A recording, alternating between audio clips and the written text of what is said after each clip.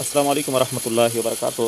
Public service commission اسلامیات interview کے حوالے سے جو 2021 یا اس سے پہلے جو سوالات پوچھے گئے تھے اس کا سلسلہ جاری تھا۔ اس میں ایک یہ سوال بھی پوچھا گیا تھا کہ سورۃ الکوثر، اس میں جو ونحر کا لفظ ہے اس کا معنی ہے قربانی کرنا۔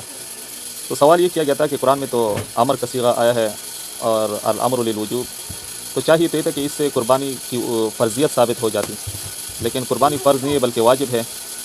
تو اس سوال کا جواب کیا ہے؟ آپ خود بھی سوچیں اس کے بارے میں۔